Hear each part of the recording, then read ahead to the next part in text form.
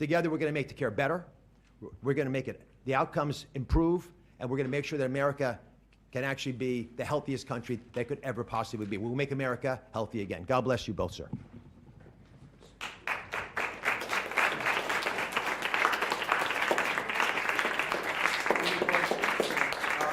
Any questions for us?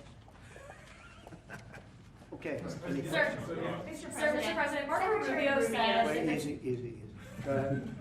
Secretary Rubio said that the U.S. will have to figure out whether a deal can be done between Russia and Ukraine in a matter of days, or you will just move on. Yeah, very short. How many days is that? No specific number of days, but quickly, we want to get it done. We're talking about here, people dying. We're talking about over there, people are dying also, like on average 2,500 young people, soldiers. They're not from America, they're not from anywhere else other than Ukraine and Russia, but we want to save these lives. So it's 2,500 a week are being killed in battle. It's a vicious battle with the best equipment, the best everything, and it is brutal. 2,500 young people a week. Some of them not so young, actually. They're getting older. They're getting older by the month.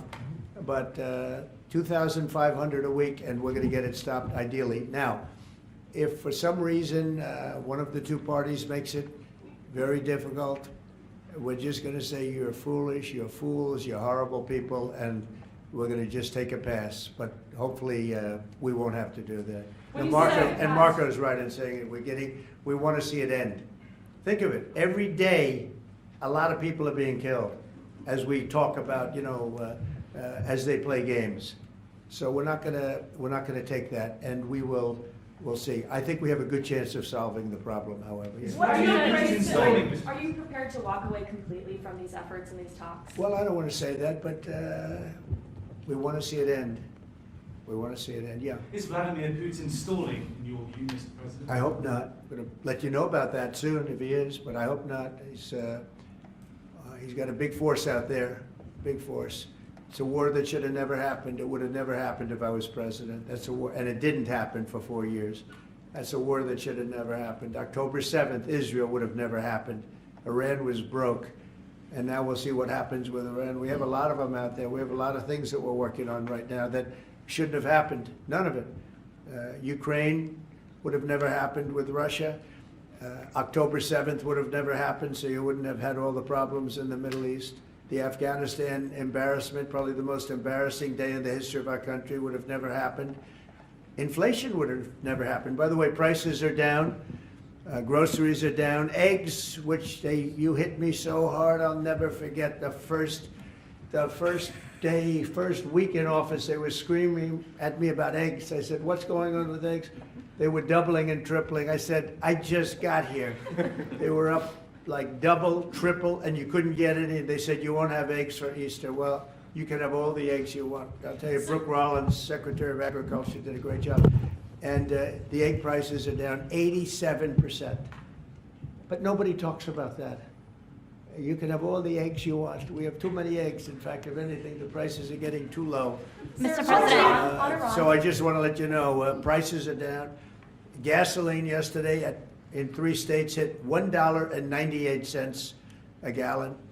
And it looks like it's at a level that it hasn't seen since my days, my 4 years. So it's about I'd say maybe, I think we're going to be averaging $2.25 very soon. So I just want to let you know, though, because I keep hearing about prices and inflation. Prices are coming down, not going up. Only the fake news says they're going up. The only thing that's even are interest rates. And if we had a Fed chairman that understood what he was doing, interest rates would be coming down too. He should bring them down. Yeah, please. Mr. President, what do you need to see from both sides in order to keep negotiations going? What do you want to see from Russia and Ukraine? I have to see, my whole life has been one big negotiation, and I know when people are playing us, and I know when they're not, and I have to see an enthusiasm to want to end it. And I think I see that enthusiasm. I think I see it from both sides. Do you think Russia's But you're going to playing know you? soon. Do you think Russia's playing you? No, nobody's playing me. I'm trying to help. You know, this was Biden's war, by the way. by me getting involved, you know, they'll say, oh, it's Trump. This is not Trump's war. This is a war that should have never happened. Okay? Think of it. Those cities are crushed and crashed, and all those beautiful steeples, the most beautiful in the world, actually considered the most beautiful in the world, most of them are now smashed to smithereens, as they say, and lying on the ground in a million pieces. Those towns are crushed, the whole place. It's so horrible. And millions of people are dead, far more than you think. That's one thing you're going to get out of this war. You're going to find out that your estimates are far lower than, it's far worse than people think. Nobody's playing anybody. We are going to see if we can get it done. I think we have a really good chance of getting it done, and it's coming to a head right now. If you And do continue to support Ukraine militarily, if you do decide to move on or take a pass, Mr. President, would you then continue to support Ukraine militarily? Well, I'm not going to say that because I think we're going to get it done.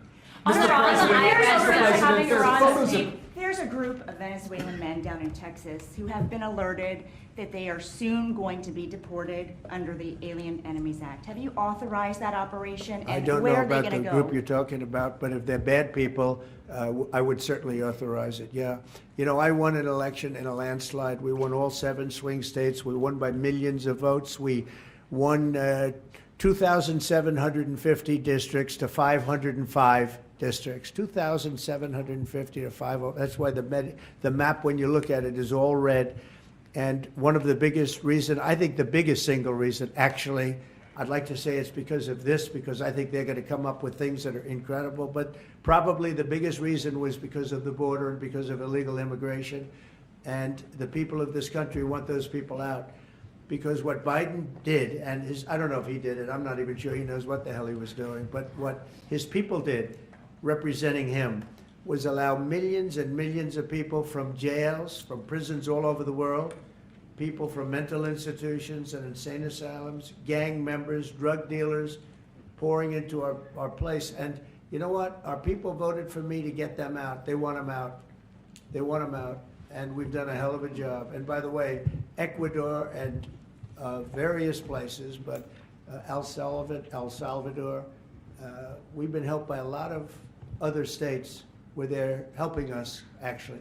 Because you couldn't, look, what this man was thinking when they allowed open borders and people to come in, if you look at Venezuela, their crime is down by 72%.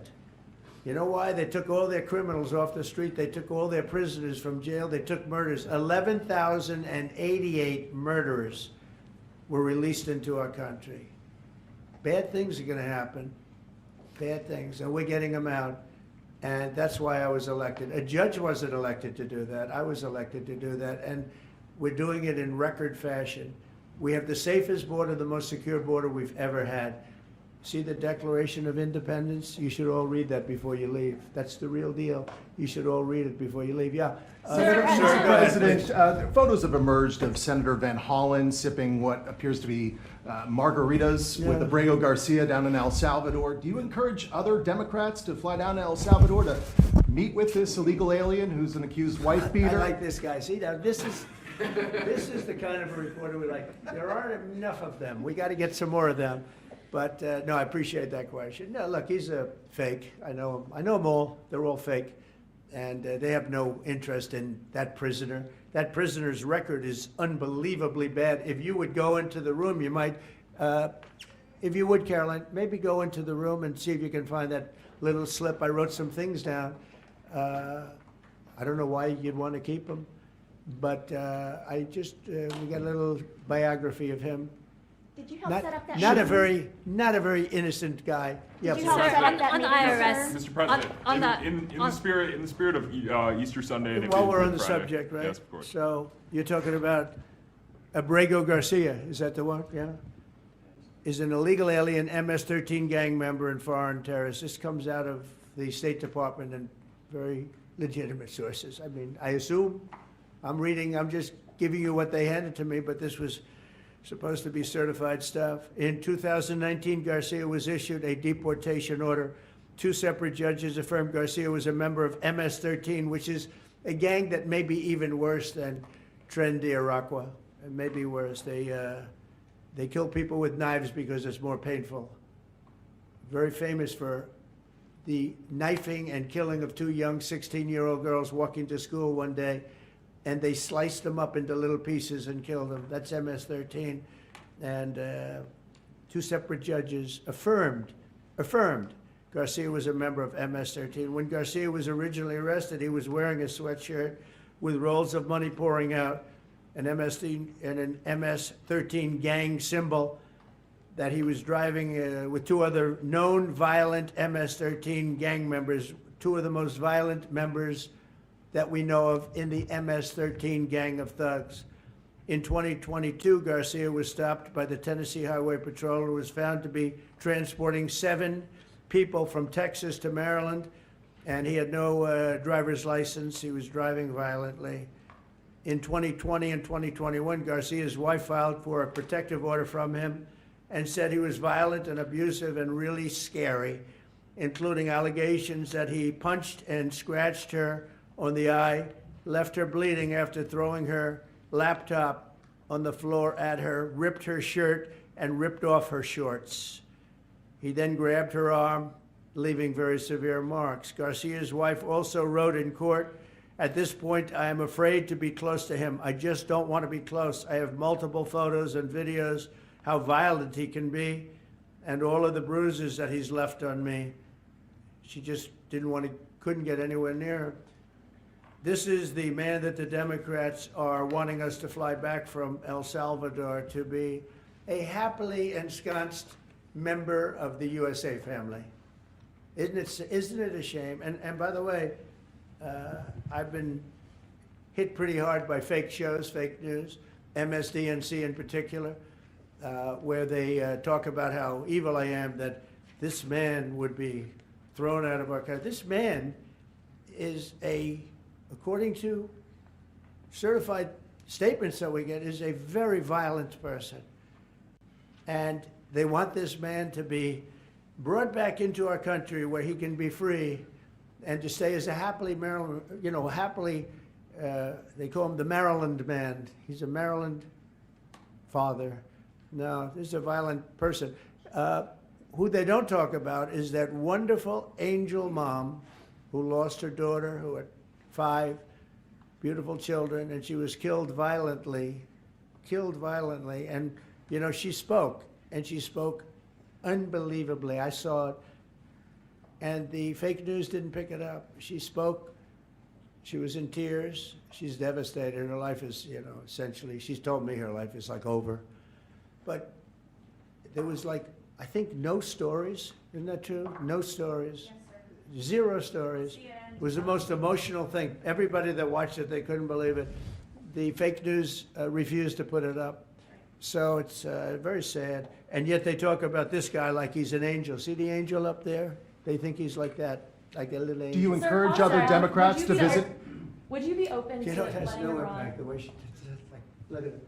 No impact. It's just unbalanced. Would you do that? Go ahead. What I would Sir, do. on Iran, would you be open to letting Iran Say that? keep some kind of civil nuclear program? No Or would impact the entire whatsoever. program need to be dismantled? I'm for stopping Iran, very simply, from having a nuclear weapon. They can't have a nuclear weapon. the I entire want program Iran dismantled? to be great and prosperous and terrific. I stopped them once they were broke and they didn't have any money for Hamas. They didn't have any money for Hezbollah. There wouldn't have been an October 7th disaster. They were broke. They had no money, and they weren't spending it to terrorist organizations because they had none. When Biden came in, he took all the sanctions off. China wasn't allowed to buy. I said, if you buy, because they're their biggest customer, I said, you buy 1 barrel of oil, just 1 barrel of oil from Iran, and you can't do business in the United States. And by the way, we have nice conversations going with China just to intercede, It's really very good. But Have you spoken with Xi? with Iran, they can't have a nuclear weapon, and if they have a nuclear weapon, you'll all be very unhappy. You'll all be very unhappy. Have you because spoken your with life, Xi? your life, Who is leading your those life trade will be in talks? great danger. Yeah. Mr. President. Yeah. Press out. Press. Out. Press.